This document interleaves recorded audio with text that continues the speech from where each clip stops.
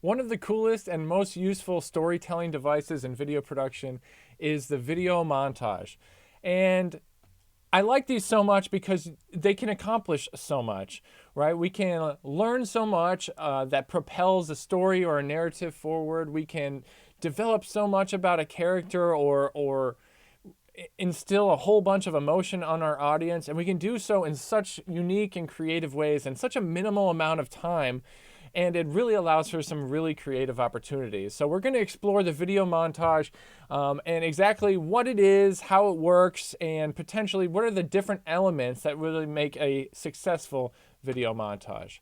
So quickly and concisely put, a montage consists of several different items that are put together, often in unusual sequences. And I'll agree to that to a certain point. There's oftentimes lots of different images and different things happening. And on first glance, if we look at them individually, they don't necessarily always feel like they work together. That's why the unusual sequences.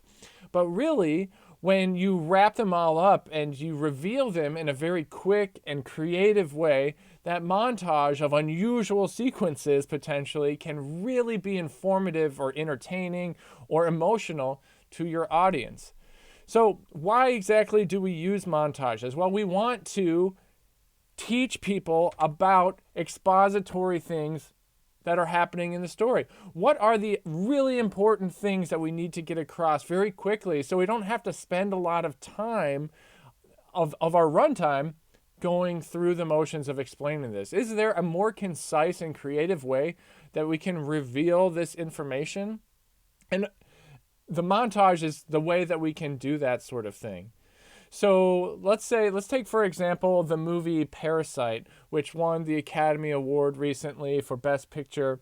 And it was a Korean film that is all about a poor family that tries to insert themselves into job positions for a wealthy family so they can sort of take advantage of the wealthy lifestyle of this other family. So what we do is eventually, like, one character after another is replacing the existing sort of help for the family, and then we get to the moment where they're finally making their final effort to work every member of the family into this new situation of working for the wealthier family. And we go through this incredible sequence of a lot of quick little shots that very quickly explain how it is that they manage to accomplish their goal. And there's all sorts of things that go into this, but it's perfectly timed in ways where the things that are being explained through the sequence are also reinforced visually by very particular moments and things that happen along the way. So what we're doing is we're using this montage of a collection of really quick snippets of things to fast forward through a whole bunch of information. So the audience feels like they understand, but they didn't have to spend a whole lot of time and a whole bunch of effort to get there. So it's our job to use those creative sequences to educate our audience as quickly as possible. And from the filmmaker perspective, that means a whole lot of planning and a whole lot of shot ideas. And how can we concisely lead our audience to these particular ideas? We also use a montage for character development. Here, obviously, is a joke about Walter White for Breaking Bad. And of course, his evolution as Heisenberg in this series is a slower burn that takes a long time for him to really transition. Right. So in that circumstance, we're not getting one particular montage that just leads us from Walter White to Heisenberg. That takes a lot more time. But we do have little moments in that series along the way that teach us or lead us little jumps towards his full transformation. There's all sorts of examples of character development montages. It might be explaining the routine of a character, right? For example, I use this example a lot. Another sort of Breaking Bad universe example is Kim Wexler of the Better Call Saul series.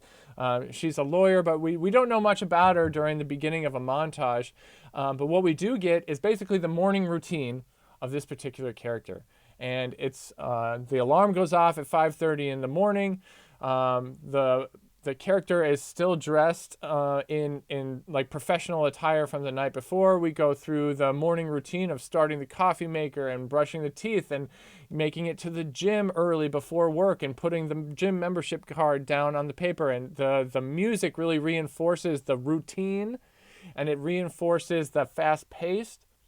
And all along the way, if we analyze that sequence, what we get is an understanding of that character with zero dialogue and zero flat out explanation. So the montage is doing us a favor and showing us, not telling us who this person is. And the things that are revealed to us visually and the things that coincide with the music that's presented to us really allow the audience to make some assumptions about who this person is. So because of the things that we see, we can make assumptions that this is a professional that has got their shit together because they're waking up early and have a routine, right? That cares about their appearance, that cares about their hygiene, that is really a go-getter. All these things come to us without any mention, without any dialogue whatsoever. The montage reveals it to us, and it also importantly reveals to us that it's a repetitive routine that happens over and over again. So we know that this person has really harnessed, like, is really accepted who they are, and is ready to move forward as this person. So we understand who that character is because of this montage.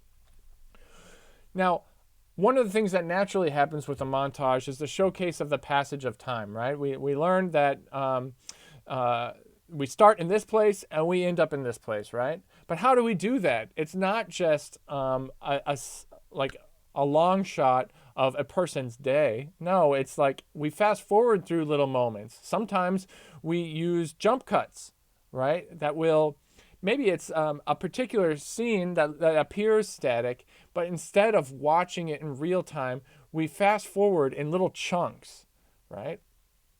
So that way we can move through the sequence a little bit faster, but we still get all the necessary information that we need. But we're jumping forward little bit by little bit. Another way that we see the passage of time is through time lapses, right? So we're not jump cutting, we're not jumping over moments, we're just seeing them happen much more rapidly than they really would. And if you combine that with camera movements and interesting, stunning visuals, you can watch the clouds move quickly and the sun move as it sets or rises. We can see all the things that maybe it's traffic movement, maybe it's the Ferris wheel that you see on the screen, or we see all that in fast motion. And it helps us understand how much time is really passing, right? How much time does it take for the evolution of this character, or for the passage, or for a story plot piece to move forward? Montages help us accomplish that.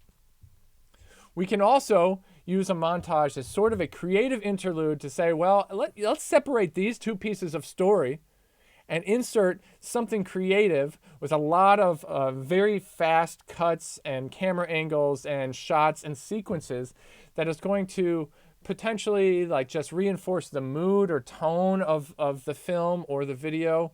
And separate the other pieces of information that really make up the bulk of the story, right? So I'm thinking things like split screens, like those time lapses, other things that are going to really pose a dynamic shift from the rest of the video that's on either side of it, but give us a little break. Maybe it's a montage set to music that has all these little creative elements. It's really going to just like propel us from one place to another and give us a little mental break in the sense that we don't have to necessarily work hard to understand the intricacies of what characters are doing, but we can really just let the montage wash over us, and it will just lead us to some conclusions or some assumptions that are going to help us better appreciate the story that's happening.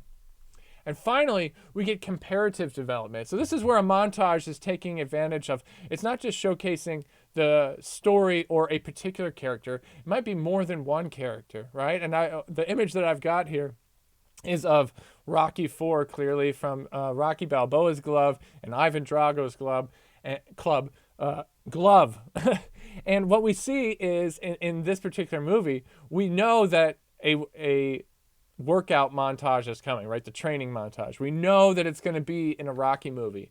But what we get here that's different than other Rocky films is that we get the juxtaposition of both Rocky Balboa and Ivan Drago going through the same type of training process, but we bounce back between one and the other, and we get this sort of comparative montage. It's showing how, in this circumstance, they're doing sort of the same things. They're training, right, to be in top shape for the big fight. And they're going through very specific training things to work on particular muscles or skill sets that they need.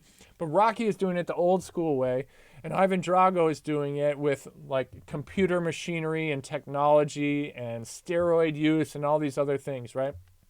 So we get this interesting sort of comparison between doing it this way and doing it this way. And then also the visuals that we get along the way are representing Rocky as good, and of course Ivan Drago is evil. And then there's the difference between, well, America at this time and the Soviet Union at this time when this movie was released. So there's all this other visual stuff that's reinforcing these ideas.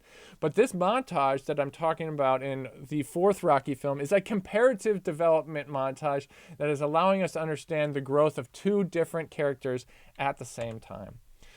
So there's some basics about the video montage, what it really means, and what are the individual components that can help comprise a really interesting one.